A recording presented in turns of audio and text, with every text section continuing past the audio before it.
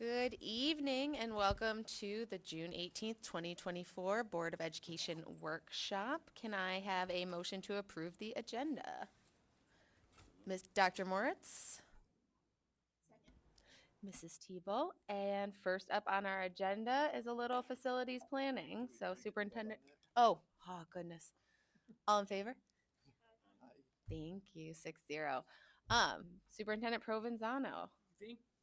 Thank you so much for the segue into facilities planning. The board made it a priority to understand how we allocate and engage with our school community around facility planning, from work orders to projects. And we're at a point in the year where we're going to be looking to complete some summer projects. Assistant Superintendent Matt Stevens is going to talk to you, and I know that Aaron Smith is somewhere around, and he'll be called on as needed to develop this conversation. So I'll pass it on to Matt Stevens. Okay, great, thank you. Good evening. So up on the screen and as part of the board agenda and packet is, a list of items that really come up year after year as we work through facilities planning. We utilize our building condition survey as well as any requests that may come from building administrators or things that honestly may fail during the year as it relates to useful life and the different pieces across our district. So we utilize this list as we work through budget and identify items that are timely, needing improvements, or at the end of a fiscal year, it helps us decide how funds can be allocated if there is availability of funds related to any work that can be completed. So these are the key pieces as to why we maintain this list, track it throughout the year.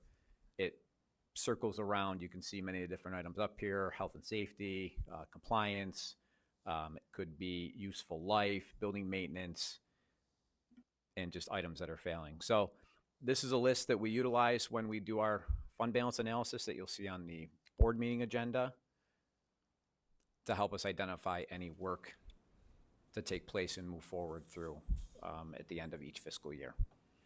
So a lot of similar themes. You'll see drinking fountains, piece we talked about, the Minerva DeLand culvert pipe being one item. Some are already in progress, some of which will require budget transfers that you'll see on the agenda as well.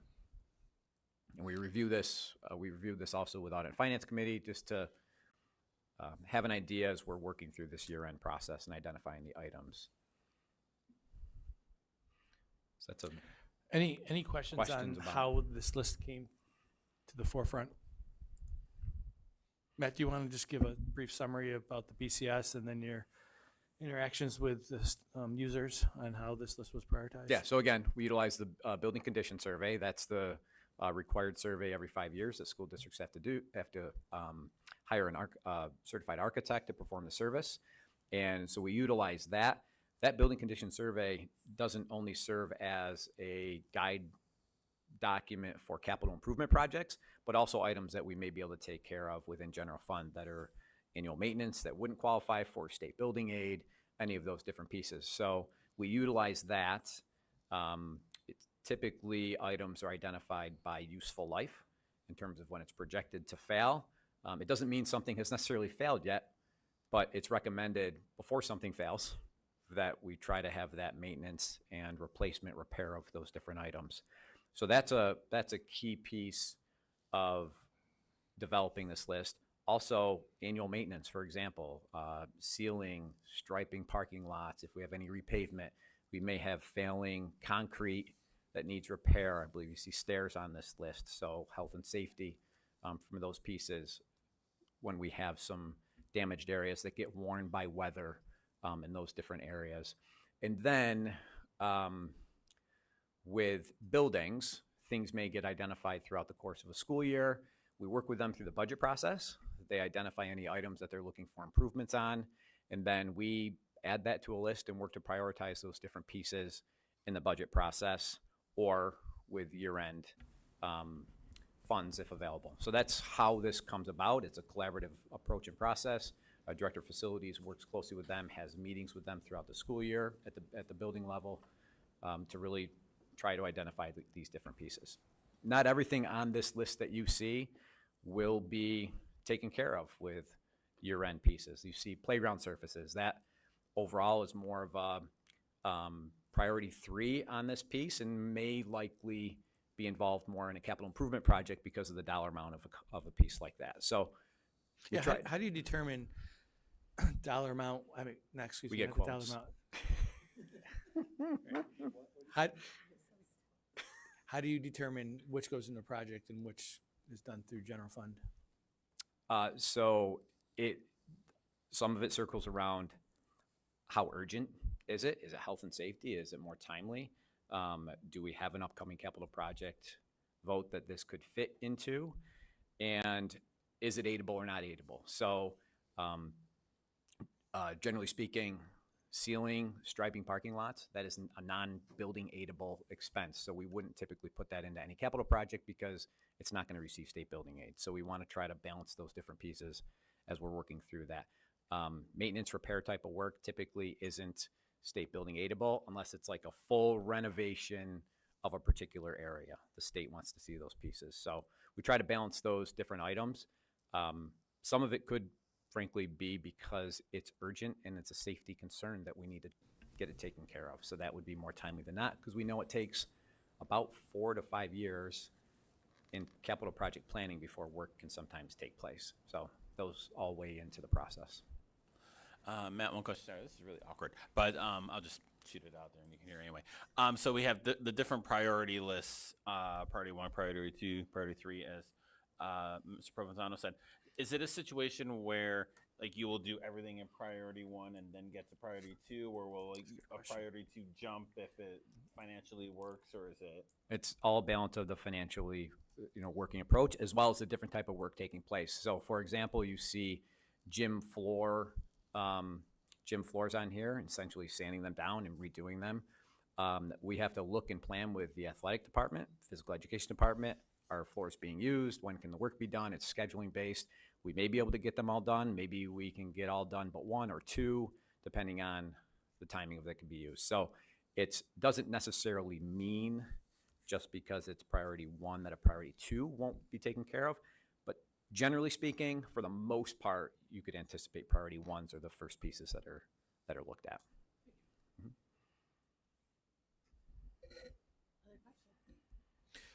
What I will plan on doing is towards the end of the summer, we'll be doing an update on what actually was chosen, just so you could, or if there's things that are happening in midstream, share it as we move along. So the board's abreast of how we're upkeeping our facilities.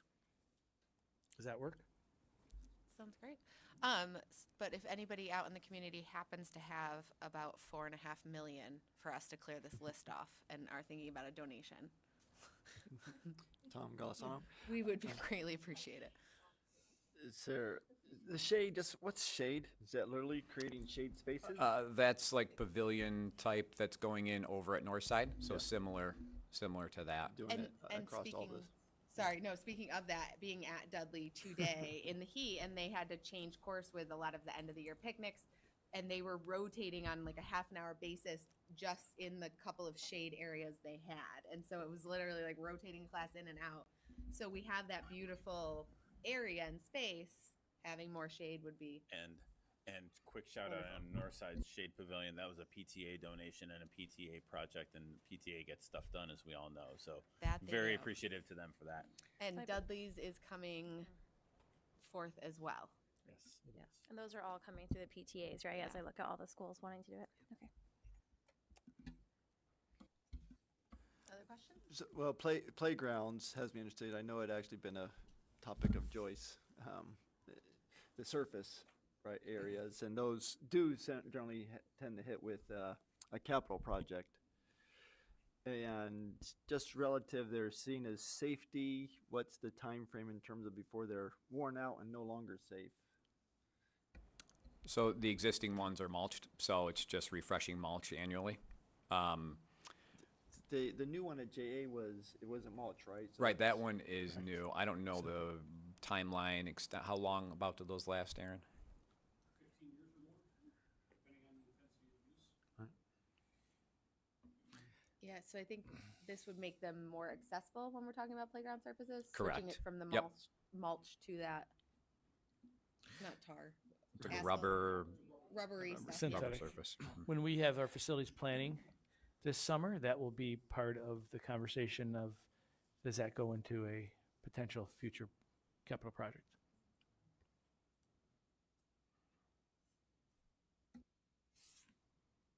What other questions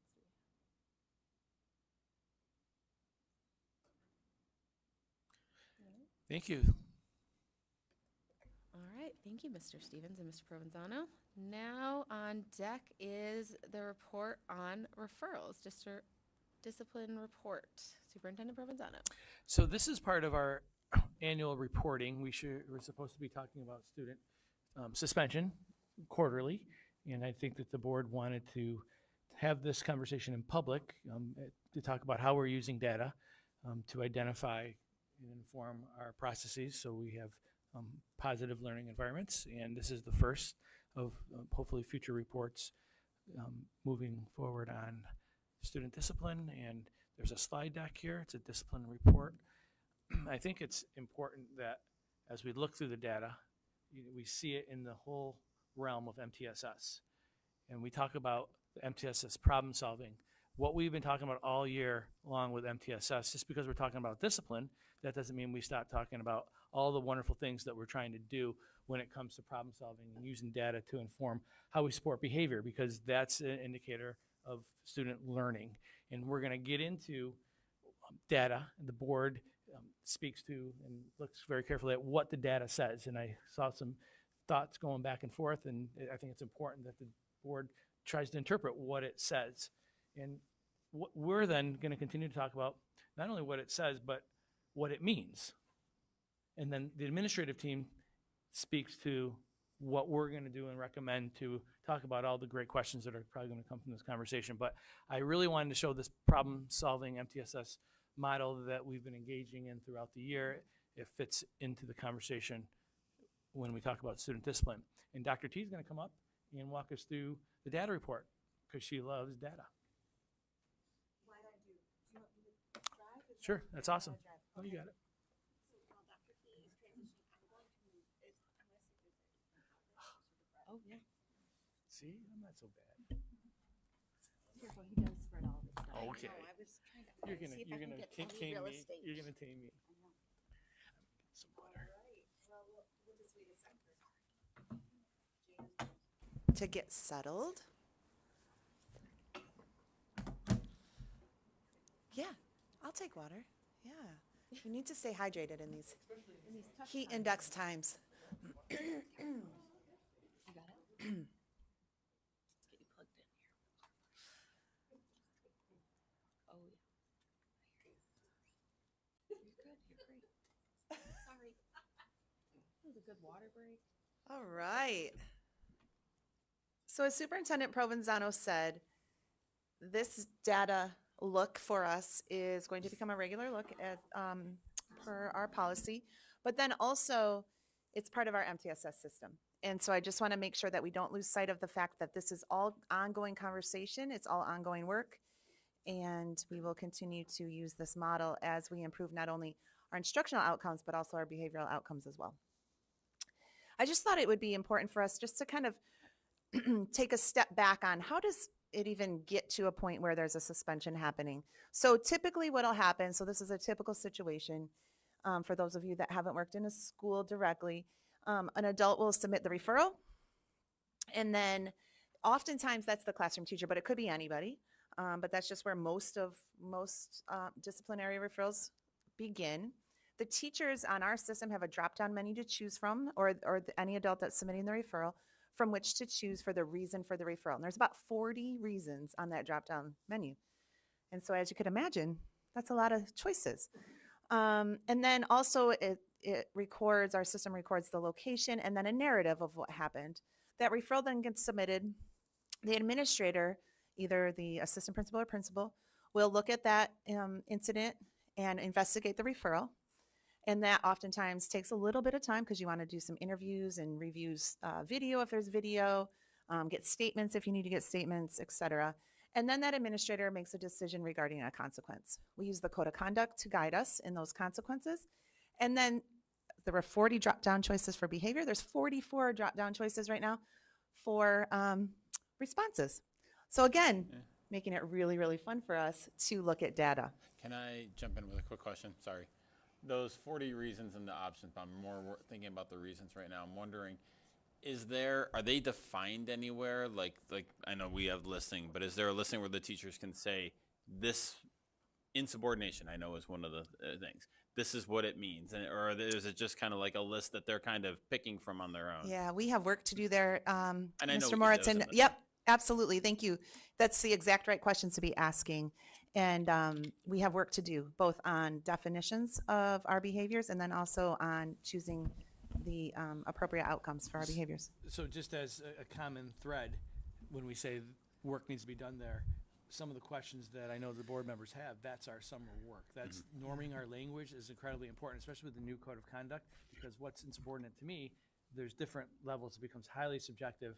And I think that's when, we put in all the interventions in the Right. classroom and the PBIS activities Yep. and so on and so forth. And what's Gotcha. managed in the classroom, what's sent to the office, et cetera, et cetera. Yeah, Superintendent Provenzano shared some of the board questions with me, and those are all the right questions to be asking and all the work that we're planning to do over the summer and the next year.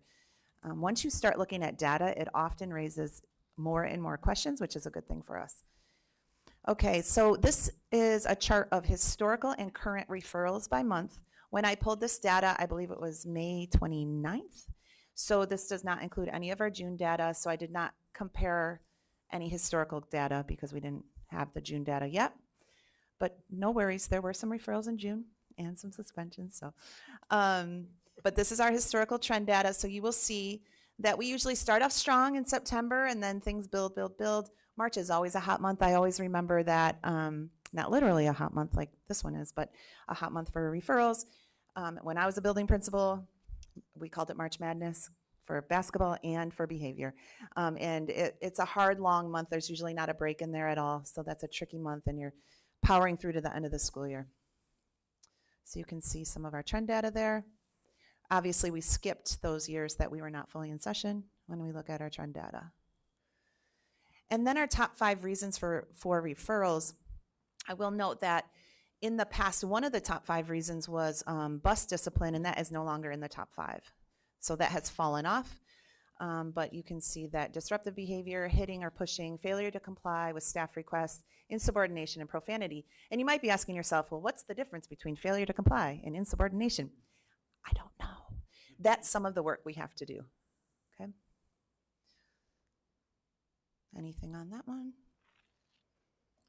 Tanya, Yeah, please. just going back, so just looking across that, those top 5 reasons it accounts for probably about a half of the reasons for referral. And can you just kind of give some examples of other reasons that our students are being referred? Sure. Referrals can include anything like a cell phone violation, a parking violation, tardiness, or truancy.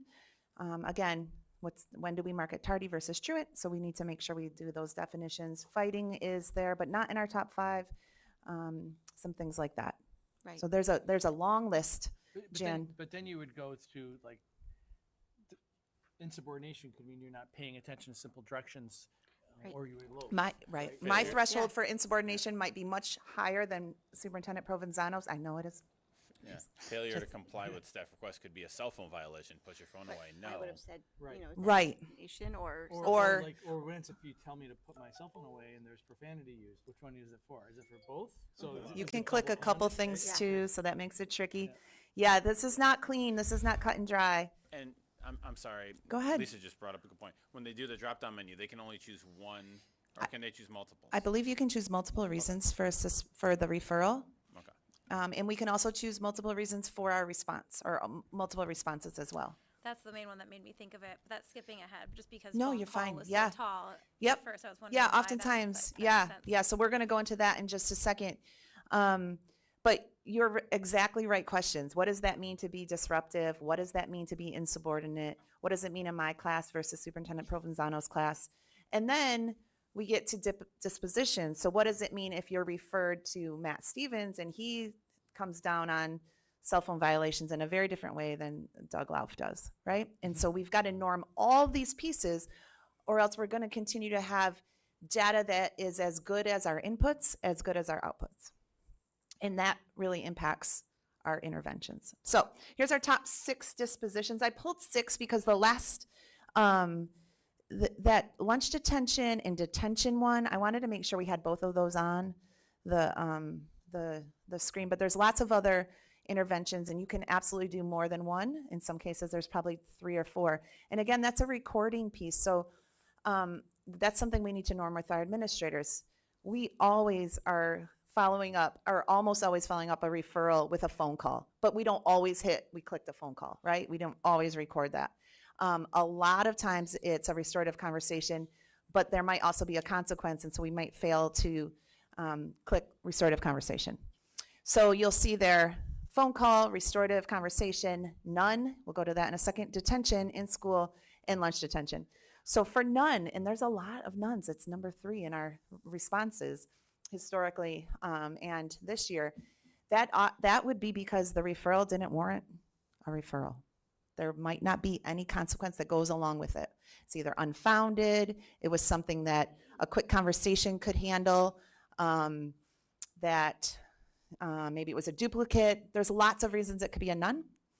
And again, we want to make sure that we are norming our language in our responses. So I know the board always talks about, well, how do we know it's resonating on the ground floor? Like we talk about restorative practices. We talk about our code of conduct and restorative practices. Well, a couple years ago, I don't think we would have seen the data on restorative practices, right? I think, we name it, we call it, we're trying to improve upon it. When situations occur, we try to bring resolution and healing through this. So that's an example of the policies that are in the code of conduct being implemented as a disposition there. Other dispositions could include out-of-school suspension, and that's not top 6. So most of our referrals are resulting in dispositions or responses that are keeping kids in school. What year did we start the restorative conversation piece where it would have actually been tracked? That was prior to me. It was your first year. Was it my first year? I Okay, mean, so we were always talking about it, 3 but to 4 this years ago. Code of conduct was Okay. revamped. Okay, yeah, I'm almost wrapping up year 3. Okay. Your first year. And then here are our total suspensions historically. Those look like big gaps, but just remember that those take a look at the scale on the side. So 2018-19, we recorded 300 suspensions, 21-22, just a little under that, and then 400, and then this year we're closing in on the 450 Are these response. all out of schools?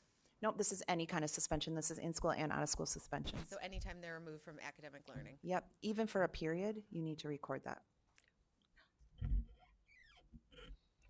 So the work. Go ahead. I don't want to gloss over that. I think that's that question, like, what does it mean, right? And I think that's a great question to consider. If you take a look at what's happening from 2018 to 2024, that's an interesting, essential question to consider. Well, one of the things we've been working really closely with our administrators on is making sure that we're accurately recording time out of class. I cannot state for certain that prior to that work that we were always recording time out of class in this way. So that may account for some of the jump, and we'd have to dig a lot deeper to figure that out. So it may not be, so the number has gone up, but it may not reflect Right.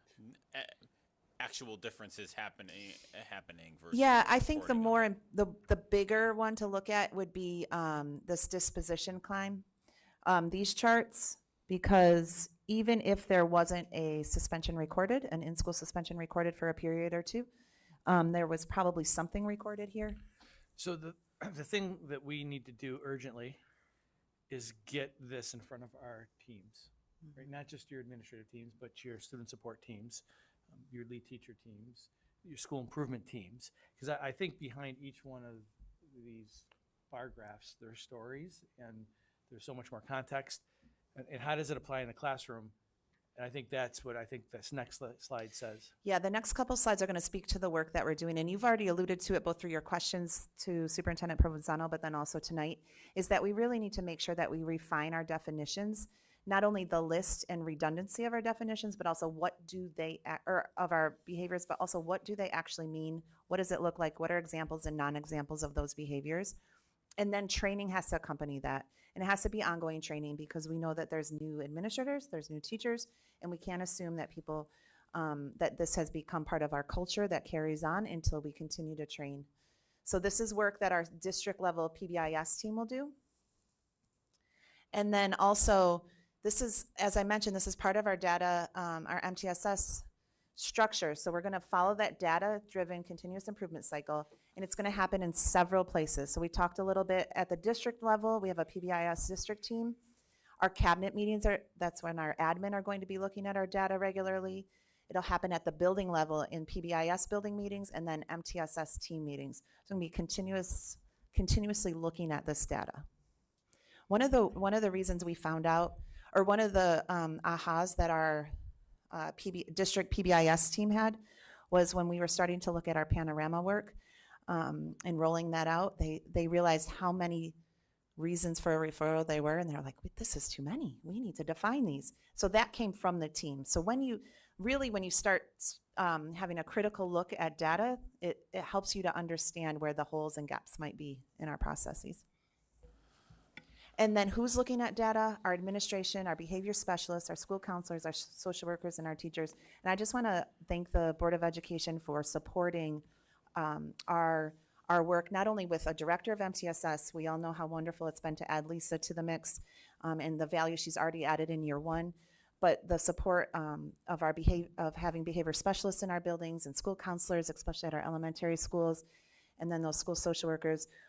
Through those rich resources, we're able to really continue to work on tier 1, tier 2, and tier 3 interventions for our kids. So I'll just jump in with a question. So we often talk about the work we still have to do. Can I just rewind you back to when you talked about the bus referrals? Yeah. What historically happened there? So we saw a lot of bus referrals. How did that support and intervention lead to success? Superintendent Provenzano, do you know why that would have fallen off? I don't want to guess, right? Okay. I don't want to didn't guess, know if we right? started providing more professional development. It could be because or- more kids are not riding the bus I too. was It could gonna be, say that. I think it could be about our PBIS shared expectations on expected behaviors on the bus as well. Right. Just a Yeah, wonder that's how a that's a led really to great wonder, because whatever happened there, maybe it's something we could replicate, and so it's always good to celebrate successes and then figure out if that's something that we can continue and replicate somewhere else. I also would say, just anecdotally, I know of a couple issues or incidents that were bus issues, but we have been so involved in those responses, like assistant principals riding the bus to monitor and model behavior, and then speaking to families. And Well, I'll even go a step further. I mean, this is just part of the fun part about data, because you can do a lot of wonders. I know that Deb Miles Student Services has spent time in the summer working with our transportation department. Yep. And before each year, they'll do some, basic behavior management, and so they're part of that conversation. So they were not receiving that 4 years ago, but Yeah. now it's part of their onboarding. It's part of their back to school orientation. So providing that support to all of our educators. When we say educators, I that's mean, our everybody. family. That's right. Yeah, well, that's the way we've defined it in our strategic plan. Yeah. And Sam's team has been wonderful too, with our district safety, working with all layers of our school buildings to make sure everybody's informed and has really quality responses to student behaviors, because we know they're going to be there. And then how, just one more time, we're going to continue to use data. We have to have precise data and as close to clean data as we can. And you raised all the reasons why maybe this data is not so clean. And that's a good thing for us to know so that we can fix that moving forward. And then Panorama is just really going to help us as a tool to be able to pull that. So to get this slide deck for you took quite a bit of time. And that's just not a good use of anybody's time. So we're going to continue to do that. And then also we know that tier 1 is only as good as the quality of the delivery. We have wonderful SEL programs. We have PBIS teams. We have school social workers and counselors and lessons that are happening all over the place. We have a wonderful code of conduct. But if we're not implementing those things as close to fidelity as possible, then we're going to continue to get mixed results on the other side of that, right? And so when we see that our behaviors may not be going down, our first stop is not more people, it's better process and systems and making sure that what we say we're doing is what we're doing. So one of my, I think I probably ask this every time we have a data conversation, but keep it up. So, what does victory in my mind? What does victory look like? Question. Or when we look at the, within the context that MTSS is the circle, so there's not an end point, right? It's always kind of moving back on itself. But what should we as a board be hoping to see in 3 months or 4 months when we have our next presentation, or a year from now? What are you hoping for that So that it's we a see? great segue into key performance indicators. To my next presentation. And I think that this is really exciting because this is the evolution of where we are as a team. The board wants to know where's the progress, and Dr. T is going to talk about key performance indicators if it's okay. Yeah. So, Could I just add one little piece to that? I would say a measure of success would be that we don't see so many repetitive behaviors from the same kid. We know kids are going to have behaviors. We have behaviors as adults, right? It's when we've done an intervention, but they still repeat, that we've got to go back to the drawing board a little bit more. So just, I would say one measure of success would be a reduction in repetition of behaviors. Mrs. Fortuna?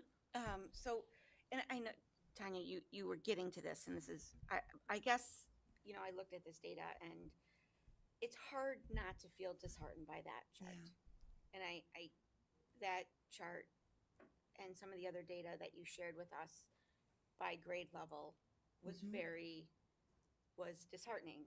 And we're talking about data, and we're talking about data, and it's really great, and we're doing some really great things.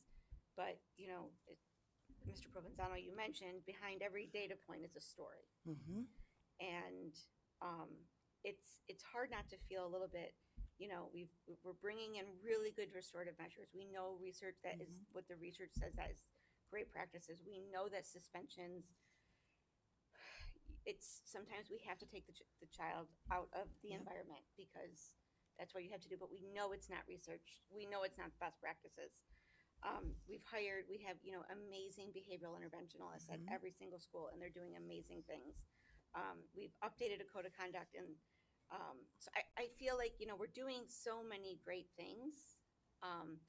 It's hard to see that number where it is, and just thinking about all the stories behind those numbers and the stories of the kids who are the target of those numbers that aren't in the suspensions, but they are those who we are promising to provide a safe and supportive school environment, but they're not feeling safe and supportive because, my gosh, our referrals are going up and up and up and up. So I know it's something that's on your mind. I know it's something on all of our minds, but I think it's something that we're all really grappling with.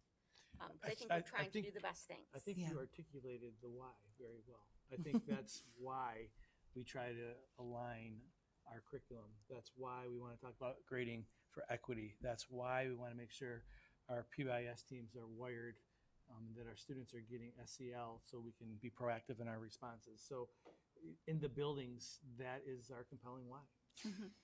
And I would just also add that we can't separate our behavior data from our instructional data. Those things are so tightly intertwined.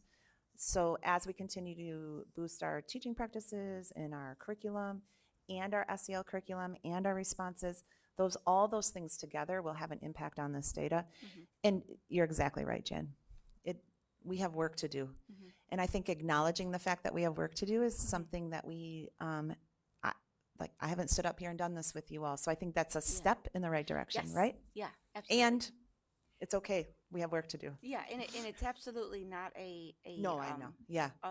I think everybody is working together on Yeah, it, and everybody is absolutely. trying to move forward. I think, and like you said, there's always going to be behaviors. Always. There's always. So though, to your point though, and I generally mean this, we don't sometimes see the connection to what you just said and why is it important to have a standards-based and aligned curriculum. We don't see the point on what you said aligned to how does grading for learning and equity respond to that. we don't see the point. PBIS, well, that's a little bit easier because that's about behavior and creating the right environment. All these things that we're trying to do in a line try to get at that why statement. Yeah. Great. But I liked how you said, and this will be the last thing I said, is I think that some of the success is those kids who have been suspended once or twice. That's right. They want to be back in the classroom. Yeah. They're keyed back in. Tanya Yep. said this to me earlier. And it's the world we live in. Kids are going to need, to be taught many different ways, right? Yep, absolutely. Yeah, and our responses to my children, your children, other children need to be nuanced. They need to be different. And so a lot of times people, when we look at behaviors, just say, well, we just need it clear and cut. And if you do this, you get this. And if you do this, this happens to you. That's not the way the behavior works. It's not the way behavior really works in your homes, I would imagine, either. You know that all of your children need something different from you as parents, and the same thing happens in school buildings. And so it's a messy journey that we're on. But again, you've equipped us with the people to do the work, the curriculum to do the work, and then the system to pull that data so we can be very responsive to the needs in our buildings.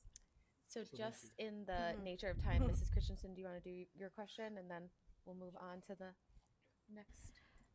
So I'm excited for the panorama piece because I think there is, I'm also a data person. Yeah. So looking at, I'd love to see when we talk about repeats, like Yeah. what's the correlation between which disposition and how likely they were to repeat That's and like right. how that led. But of course, that's something we need more robust data analysis systems so you guys aren't having to pull all of that. You should see all my tally marks, Lisa. Yeah. It's a lot. I believe you.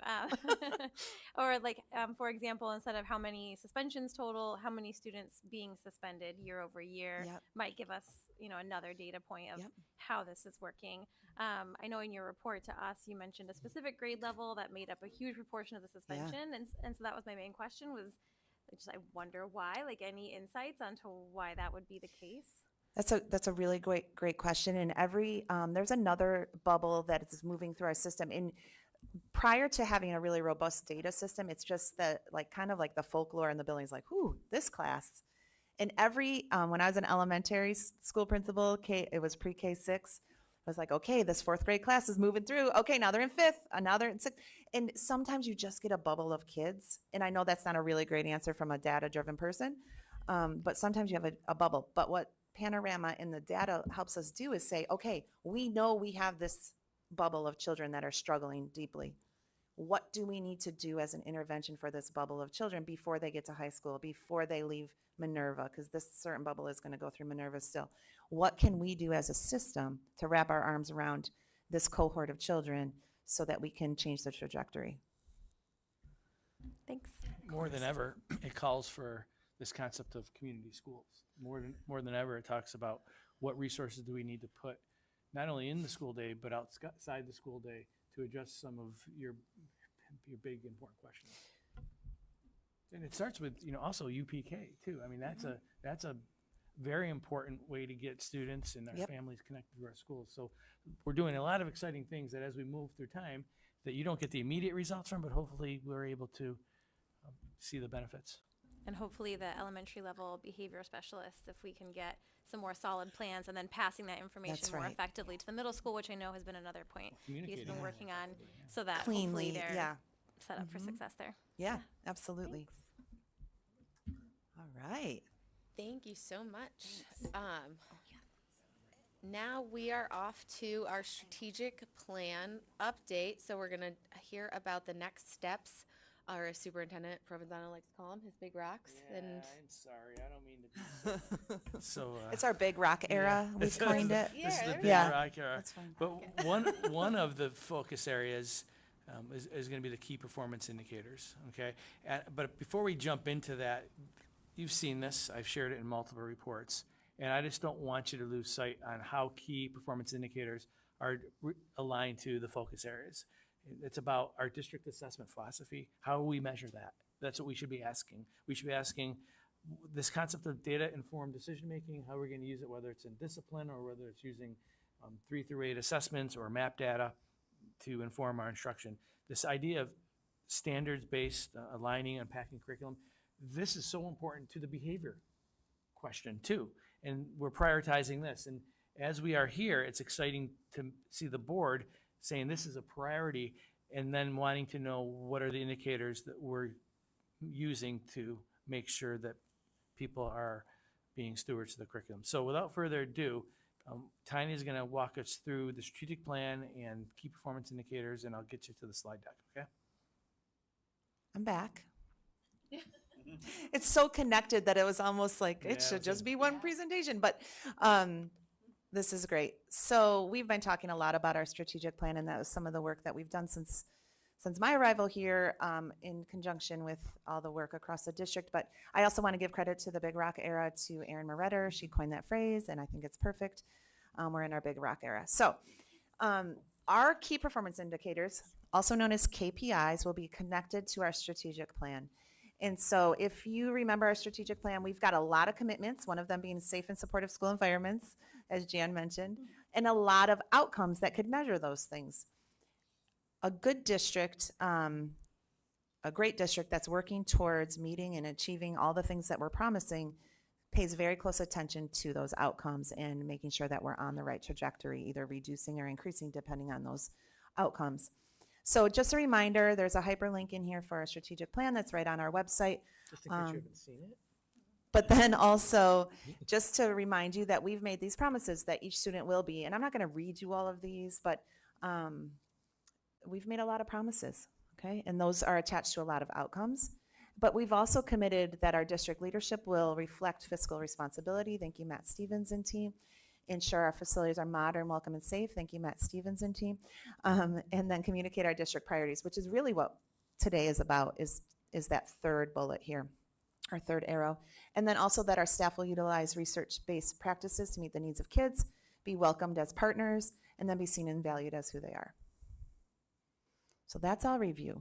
So these are our draft indicators, KPIs. And the reason I'm saying that these are draft is that this is some of our summer work with our district admin team. We need to make sure that we are on the right track and we're monitoring the right things, because we could monitor so many different things. And going from a district that was not using data to a district that's diving right into data, we need to be careful that we don't bite off more than we can chew. These are not the only things we will ever look at. Of course, we'll also constantly be looking at discipline data and referral data for IEPs and classification rates and all of those things. But these are things that potentially, as long as the rest of our team agrees, are things that you could expect regular reports on, should you choose. And so I've divvied these up into 3 categories. You'll see them aligned to our district leadership, our staff, and then our students. So bond rating is obviously about connecting to fiscal responsibility. Maybe we should play a game. Completion of consolidation work plan. What's that? What does that connect to? Yep, modern and safe facilities. Awesome. Thanks, Linz. Staff turnover rate. I'll go back. Be seen and valued for who you are, right? Walkthrough data. I'm sorry, what is walkthrough data? Oh, so I've done close to, jeepers, I don't know anymore how many walkthroughs I've done this year with my team to monitor, or just to review, have we done what we said we were going to do as far as instruction? So are we using learning targets, and are we using discourse? Because those were our 2 focuses. It falls under the idea of coaching. Research-based practices. Jan, you win a point. That's awesome, right? And then, so then you see all the student outcomes. So proficiency rates, performing at grade level. I'm going to define that for you in just a second. We are going to monitor New York State Regents data, but I want to just put a caveat there. If you saw what's coming out from the state, those measures are going to be changing. We just don't know how fast that timeline is for the state. They should be rolling that out, I believe, in October. But until we find out that the Regents is changing or modifying or going away at some level, we're going to continue to monitor that, because it is an outcome measure that we do report on to the state and are held accountable for. We've talked about chronic absenteeism a bunch at this podium, and then throughout, access to advanced courses, and then a sense of belonging and social emotional health, and that's going to be monitored through our SEL screeners. Participation in electives and extracurricular activities, and then 4-year graduation rates. So those are the ones we're proposing right now. And then what I want to do is walk you through what this could look like on our website, and then as a as a data point that not only you all as the board, but our community can look at and be held responsible to. So I think I'm gonna walk you through two, if I remember.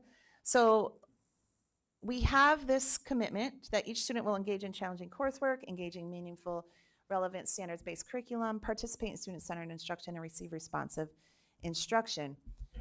One way that we could monitor that or measure that is their performance on New York State 3A assessments. If we're doing all those things that we said at the top, then we should see impact on our performance. So our goal could be that students will grow at least 2 percentage points in proficiency each year as measured by the state. I gave you some historic data, and then that's in blue, and we know this data is very lagging, so that's in yellow. And where did I come up with 2 percentage points?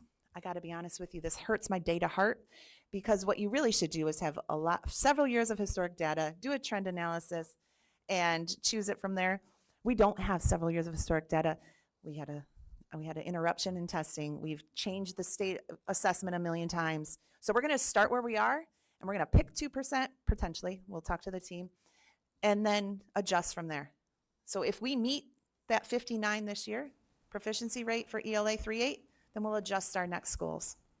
Peter, does it hurt your data heart too? Well, the hurt of the data heart is the use of the underlying data itself, the state, Yeah, right? The test. It's the one measure. frequency to which they change it, and how yep, relevant is this, right? Yep. Is it for us to really use? Its usefulness. When does it come out? When do we get access to it, right? It's always so late. We've started another school year. I mean, I understand what you're saying, and it's just an example. I think that's a challenge with this itself. A good goal, but is it the right goal in this Sure. case? I think it's a balanced approach. I don't think it's the only piece of assessment of measuring, and I think you know that. Like when we got the NWA, you know that we'll be talking about and sharing data and growth and making projections on that. You juxtapose it against classroom grades as well. So there's multiple different measures. You're right. If this was the only thing we were, selling, this would be a problem.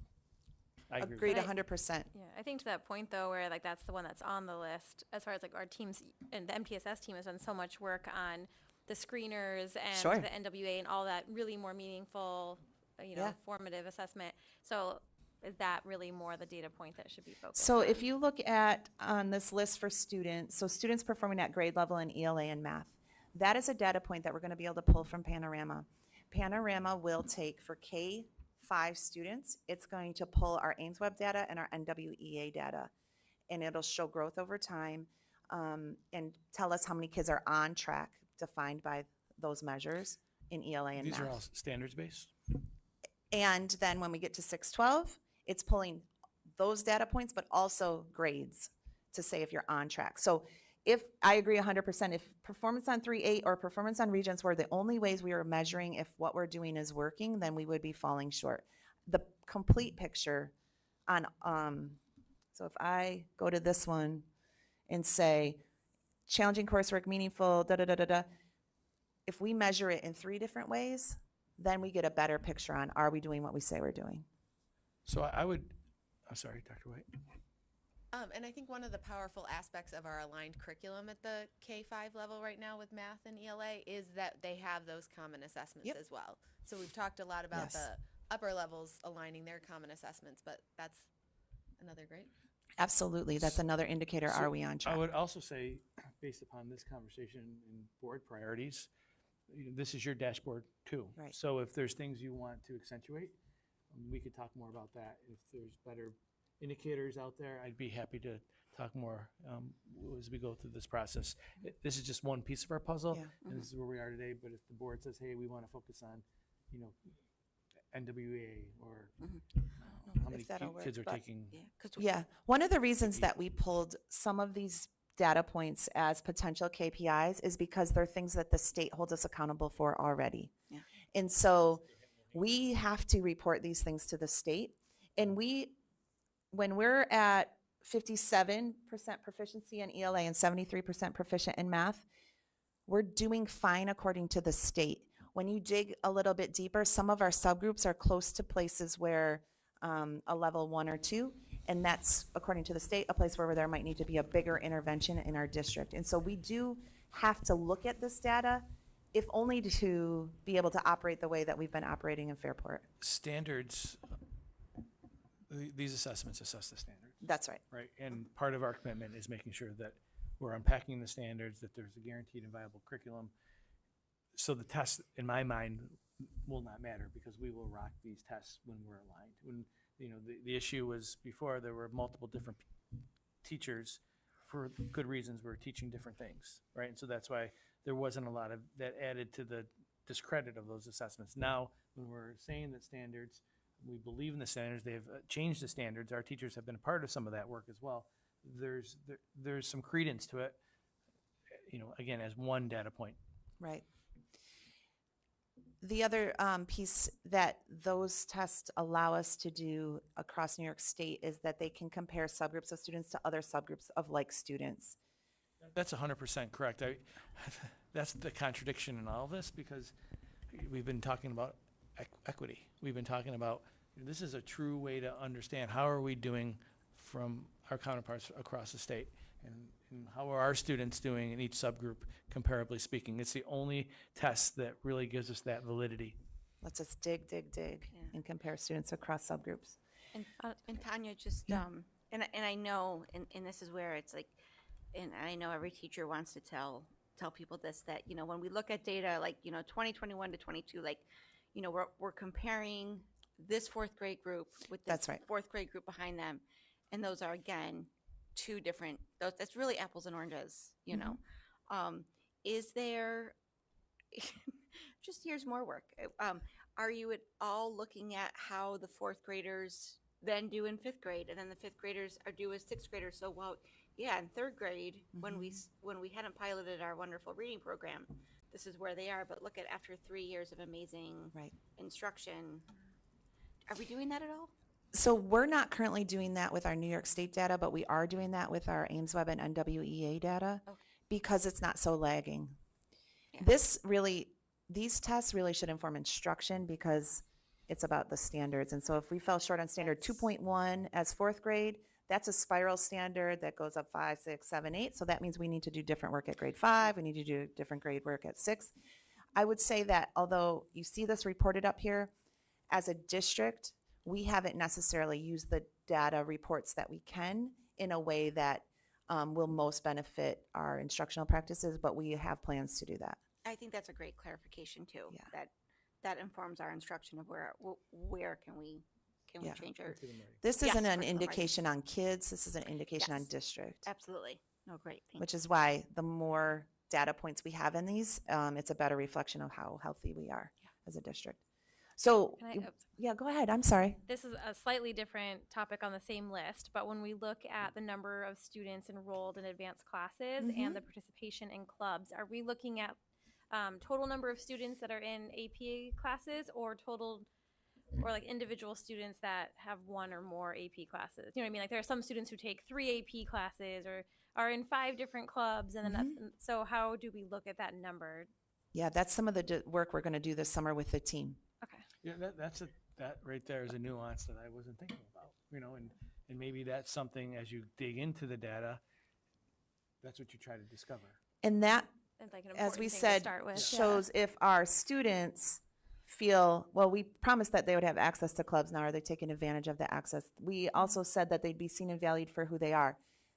That could be an indicator that says that they're feeling like we see them in the schools, right? So the students, some of our students didn't feel seen, and the board supported a Black student union, right?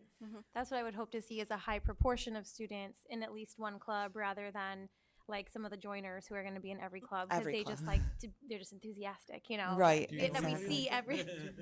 There might be some in my house, but that just that every student has a club, or as many students as possible have a club that makes them feel So I seen can or guarantee you this included. one thing. When we start getting this data, the questions like that are going to just continue to make this such an enriching conversation. Yeah. It's going to be messy because this is the one, it's going to be really hard because sometimes the advisor isn't a steward to putting in every single person, or, so we need to make sure that we have fidelity to our data collection. And to build off of your point, Lisa, I'm sorry, we're derailing. You're good. Is all of the data on this going to be quantitative, or is there going to be qualitative measures too? Because I wonder that one kid who's in one club, but it's everything to them and it's their reason. That won't show up in a survey. That might not show up in a survey, but a qualitative might. So I'm wondering how if there's different types of data involved. So if you look at our SEL screeners that come out, there's a short answer there. And so that's a place where a kid could add something like that, and then we would have that qualitative data. There's other ways for us to get qualitative data from kids. That'd be an interesting approach, though, because it's going to be hard to quantify that, but maybe doing focus groups after school and reporting out on. So there's many different ways that this can grow. And I would challenge us, That's- though, to go yeah. back to what Dr. T said in the beginning. We are a district new to Yeah. this Oh yeah. work. So I That love is- that because I'm a like We're you, quals. we're qualitative Yeah. researchers. I would like to see us do this and do this well. And then then roll out dig more into of the and then maybe story. dig into some of these numbers qualitatively. Yeah, after we I have think them. I'm a quantitative person by nature, but when you start with a quantitative, when you start with the numbers, it helps you figure out which questions to ask and where to dig next, right? And so you're headed that way already, and it's a good thing. But let's figure, as you said, Mary Caitlin, let's figure out where our baseline is, where our gaps are, and then we can start having those focus group conversations So with this is kids. big rock a couple years, big It's rock fine. here a few years down the But road. No, but that's the right. It's the right That's what thing, it does, yeah. and I would say that that's what we need to continue to talk about. What do we want to learn more about clubs? What do we want to learn more about APs? And then that becomes the new big rock, right, for the next year. Well, and So- getting the Don't big let him have rocks, more big having these big rocks be the ones that we need to get those smaller things down the road. But if we don't do a good job choosing the big rocks right now, Tell me more. we won't have the information then. So that's great. It's good Yeah. to have a conversation. That's great. That's exactly right. Exciting. And I alluded to it a little bit, but we have good status with the state. So we get to decide our measures. We get to define our goals. When you're not in good standing with the state, they do it for you. And you all know I came from a system where those goals were defined for me, and the way I measured those was defined for me. And so if we can do this ourselves and head off some of the things where we're a little bit rocky at as a district, we can continue to do the great things in Fairport. When the state steps in and tells us how to do things, everything changes. All right. So just what you see here is the historic data is in blue, the yellow data is in the future, and then just a note here for science. We haven't done the Science 5 test until this year, so that data would be added in later. But I just wanted you to see that. I also have any of our future measures are italicized, so you know that they're not actual numbers yet. And then I also put it for you in graph form and put a trend line in there just so you can kind of see. So this is something that might be on our dashboard or on our district website where you could click into a promise, click into a goal, and then click into our data. I'm going to show you one more if that's okay. So we said our students will be seen and valued for who they are. They'll experience a safe and supportive environment. One way to measure that is if they're coming to school. So chronic absenteeism, so the goal would be to decrease, and I split this goal into K8. Remember when we report to the state for chronic absentee data, they split it to K8 and then 912. Don't ask me why, but that's how we have to pull our data. And so you'll see that our K8 data is in a little bit of a better place, so the goal is a little different. So I did 1% decrease each year for K8, and then for 912, it's a decrease by 2, because we have more work to do. We need to move faster. So you can see that there. Go ahead, Peter. Little And again, spoiler. arbitrary. Yeah, no, spoiler alert in terms of this. It's asterisk for this current year, but do we have a sense? Are we going down still compared to the last 2 years? at We this- are going down. That's not anything right now. That's just a made up number. Oh, it's man. Yeah. Yeah, I assumed it's right because of the asterisk. Yeah. But that's why I say spoiler. I might not be here for the real report. I'm just curious. Peter, I know you're going to watch every board meeting, and when I report on it in September, you're going to know. It might be a day later. Okay, that's fine. I'll give you that pass. You deserve We the have a lag. retirement. And so you'll see the same thing here, right? So I did blue is accurate, yellow and ostracized is predictions or goals, and then trend lines. And you can see dark blue is K8, light blue is 912, and then the trend lines there. So that just might be what it looks like. Lindsay and I are a little bit excited about this for the website. And then here's our next steps. We'll develop a shared vision in the places that those things will happen. We'll continue to do that work through SIT. We're going to continue to develop data-informed decision-making. That's happening in a lot of places. So what we do in cabinet, then it happens with PBIS teams and MTSS teams and at faculty meetings. We're going to unpack standards. That's some of our sit work, school improvement team, for those of you that aren't memorizing all the lingo in the education realm. And then support a culture of coaching, cabinet meetings, school improvement team, APPR, which is the way we evaluate our admin and teachers, PL paths, and then walkthroughs, which again is measuring what we say we're doing as far as instructional practices. And that's our draft key performance indicators. So more to come. Thanks, Dr. T. Absolutely. Sorry, can I just ask one more? So these are our draft. This is the work over the summer. How will we know? I guess that's a decision for us to make. When we'll hear about this. So and this will be roll something out that we more. will be reporting on. It is draft, and there'll be an opportunity for the board to give me feedback on what we're thinking and what, like I'm kind of hearing the 3-8 assessments we need to talk about and continue to understand how those are going to be used. So I'll be communicating with Dr. T, who will be working with the school improvement team, and we'll be formalizing these definitely by August, early September. Awesome. Will we get an updated strategic plan?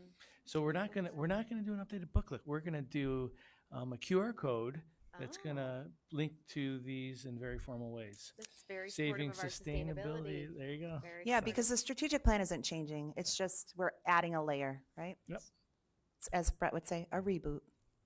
A reboot Of the big rocks. I'm rebooting all the time. So. All right. Thank you, Dr. D. So I think that's an important piece of it. I am going to be recommending these big rocks, and from now into this, over the next several weeks, please get feedback to Erica or Dr. White, and we'll continue to develop it and sharing different iterations of this. But this is where we're headed. Should we plan on after leadership then over the summer to maybe see the first? Oh yeah, draft? you'll be seeing these throughout the summer. Yes, yes, 100%. Can't wait. All right. Anybody else? Any other questions?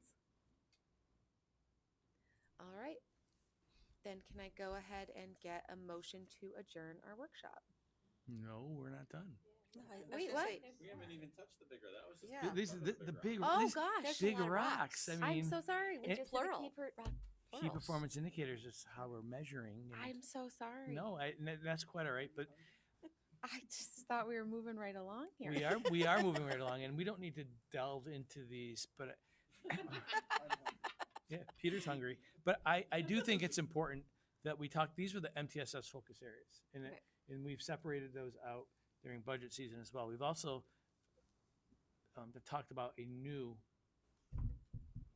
idea to the strategic plan, adding consolidation. I mean, that is not part of our strategic plan, and it's such an important part of what we do. So I'm going to be making a recommendation to add the consolidation. And you see this, and you've seen this. This has been in updates.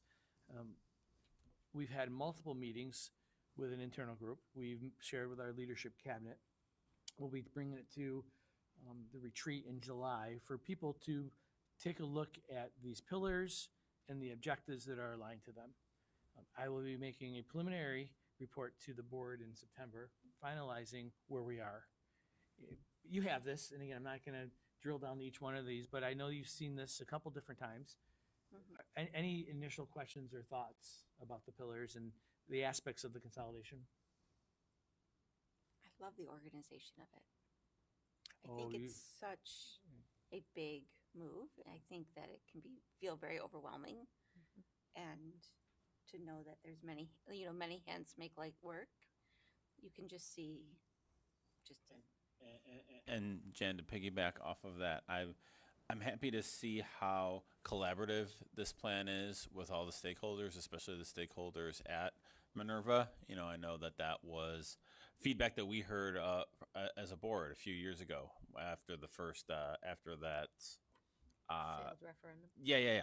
After that went down, and hearing that, and I think we took the district. We've taken that to heart, and seeing how collaborative this is, and recognizing kind of what Jan said, the scope of this move, and I appreciate that thoughtfulness, and I appreciate that collaborativeness, and hopefully everyone is feeling that their voices are being heard and that they're welcome at the table as much as.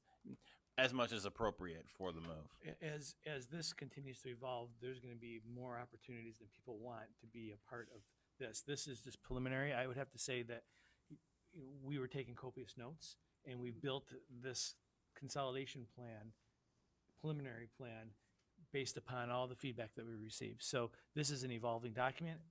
It's going to continue to grow. We started out with, what's the trivia on that? How many pillars did we start out with, everyone? Four. Now we're on 8, right? I don't anticipate it growing any larger than 8 because I think you have to draw a line at that point. that's you know? There's- no too much like, going on. There's just too many columns of that. Yeah. Oh, that's gonna be part of the model. Oh, Lindsay's already drawn it. So, out of the fear of adding the pillar, which I can't do because the line's been drawn. So don't bring up 9 pillars. I don't know. I tend to be sentimental in the sense that great things have been done at Minerva Deland. Yeah. And none of the areas quite seem to reflect a history, a way of honoring what Minerva So if you Deland look has at- been for us as a district. So if you look at pillar 5, and you go to Pillar five, objective objective six. 6. The end of an era, Yeah. So I was bringing missing closure it. to Minerva Deland's story. Yeah. I Five, think Peter pillar just- 5. Formed Sorry, a committee. I for- should do a hyperlink. I'm sorry. Okay, so it's still too early to ask how will that be reflected. It's still too early because that goes what Dr. Moritz was just saying that needs to be done with some of the historians, Yeah. current and even past. We're looking to bring in, and there's gonna be a lot of storytelling and a lot of sentimental Qualitative stories. data. Yeah. Yes. Yep. Thank you. As we go through this, though, I really want to impress. This is not a done deal. We anticipate getting this in front of all the school leaders, teacher leaders, para leaders, transportation When you- leaders. Sorry, when you say it's not a done deal, you mean this format is not This a draft. format, Yeah, this the consolidation plan. consolidation It's is happening in 26, 27. I need to. We I need was to be. gonna Yes. say, rephrase that was a little. You know what? You take that Same clip. thing. You can put that on a clip. But anyways, there's going to be multiple opportunities for people to put their eyes on this, to add thoughts, and we're really trying to think of everything possible associated with the consolidation. And that's why that 8th pillar was added, because somebody asked, well, you know how we code budget in the schools? Minerva Land's not going to be a code anymore. What are you going to do with their budget lines and their codes, and how are we going to report that to the state? And that was an operations piece that we weren't thinking of. But that's what happens when you get all sorts of people in the room with different thoughts. And it wasn't even anybody in Matt's business office who thought about it. Matt knew he probably needed to happen, but it needed to be articulated. And from, how about when we excess goods from Minerva Land to the high school? Or how do we make sure we're following board policy? Or, when we redistribute or purchase new items, etc. So that's the consolidation. That's going to be alive and well, and there's going to be lots of conversations about that in the future. Highly recommend that. Another piece is this K-8 planning timeline. I don't think I have 2 board members who've expressed interest. And if I missed that? Myself, President And- Bellis Pacer, and Mrs. Christensen. Yeah. Awesome. Great. Can we make sure that we know? Yeah. So this is just the timeline. Don't be overwhelmed by the timeline. These dates are fluid. They, can be adjusted by a day or 2. I'm joking. Thanks for the An hour here. Thanks for an hour acknowledging that. there. That's all I got. So this is part of the board's commitment to facilities planning. This is what's happening in the K-8 world. We've done a lot of important projects here, but now we need to look at building condition survey, doing it in some collaborative fashion, and we have a process where we're going to bring people together to take a look at what are the priorities, and then we need to take a look at all the other moving parts as outlined here on how that could be a possible recommendation to the board by the fall, late fall. And the board needs to then think about options on a potential capital project for K-8. When is our next building conditions survey up? Mr. Do we Stevens? know by any chance? 25? Can I ask the one of the things on by November 1st board review of potential Dudley Northside split into 2 separate K-5 buildings? I know that has been offhandedly mentioned? I don't remember. Can you just? I'm wondering. I'd like some more information on what that. Yeah, that was because it has been mentioned. Okay. Right? That doesn't mean, again, this is a preliminary draft, and if that's off the table, that's something Okay, that I'll just okay. need to be informed on. Okay. But I do know that that was an interest, and it does talk about transitions and, lessening a transition. And I hear it all the time from families too, that, you know what, my kiddos are just getting used to Dudley School. What would it Okay. take to keep them here? And that's, again, these are just ideas at this point. Okay. But as we move along, if the board has an interest in that, we can develop that. I got you. Okay. Thanks. Any questions on the timeline and what we're trying to accomplish with that? No, I appreciate that it's laid out so detailed, so we have the expectation by the end of next year to make the kind of our call. to So set we it up for we would be referendum. aiming for a fall 25 referendum. Is that the grand master plan that what we've been kind of working for would be a fall Yep. 25? That's the devil that's in the details. And Matt's going to spend some time with fiscal advisors to understand what's available at each building for aid purposes and that coming off. So we want to minimize the impact on the taxpayer. So making the right plan choice for when to have the vote and when for work to happen. Correct. Correct. But to the collaborative approach, and people are going to see that Yeah. the grand needs across the district. So And Oh, for he's- all of our attentive audience, this has been the ongoing plan, was to have 3 large-scale projects to catch up on a lot of the delayed work, and then to move to smaller scale every 5 years or so projects. correct. That's the hope, Potentially 4 larger scale because of to hold off. Yes. So that's part of the facilities planning, and that's something that we've been talking about. The last piece, and I know that there's lots of positive energy around this, examining changing school start times, K-12. These are some objectives that is pulled from the consolidation, 'cause and then that's an overlap. So we're in this period of identifying the impacts. We're living that right now, right? We have some work to do this summer. I'll be reporting to the board in August and September on that, potentially. Explore how the district would recreate wraparound care or partner with municipalities or other CBOs. There's a date there, right? Confirm provisions for transportation. Initial, like that was great. Like we checked that one off. But then my little voice inside me said we need to keep pushing that, right? So that's going to be ongoing. We're just not going to settle for what was initially shared. We're always looking for efficiencies. The board needs to codify this time shift. And I said by, that's a by date, November 2024, if you want to elaborate on that or reflect on that.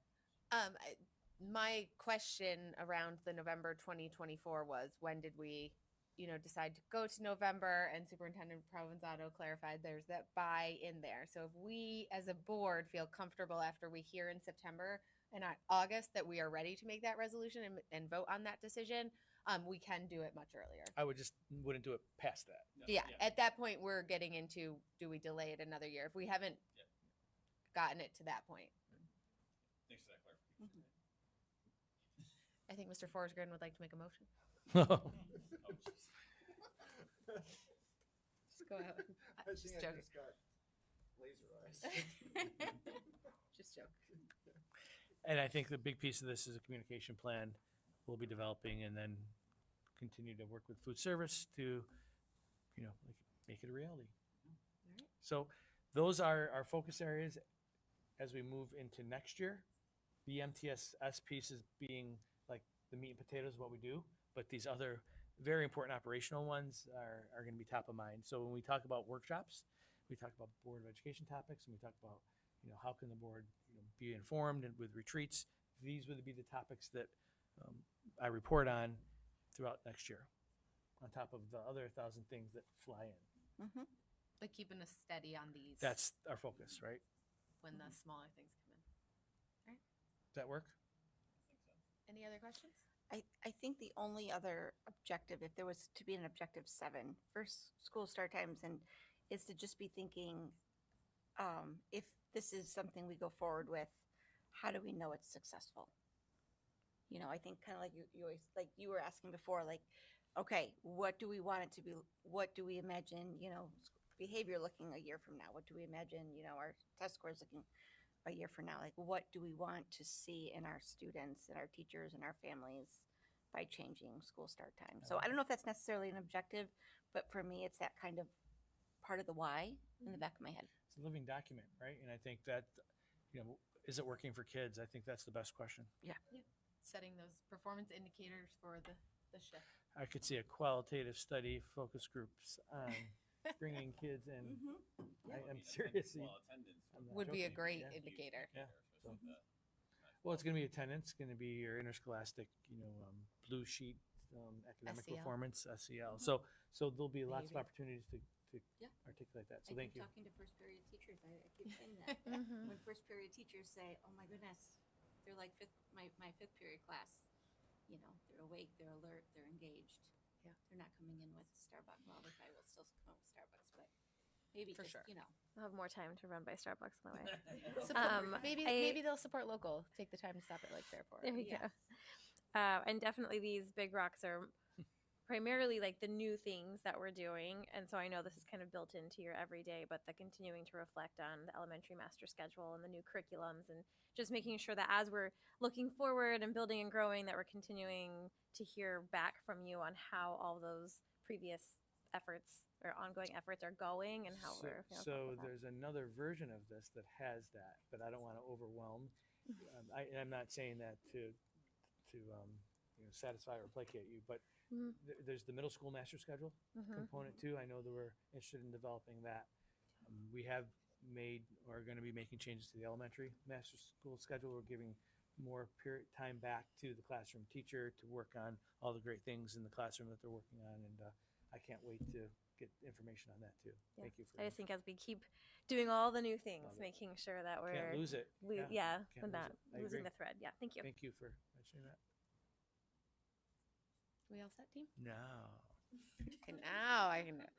All right. Can I get a motion to adjourn the meeting? Mr. Forsgren. Second. Mrs. Fortuna. All in favor? That passes 6-0. And so for anyone watching, we will be back at 7 o'clock for our board business meeting.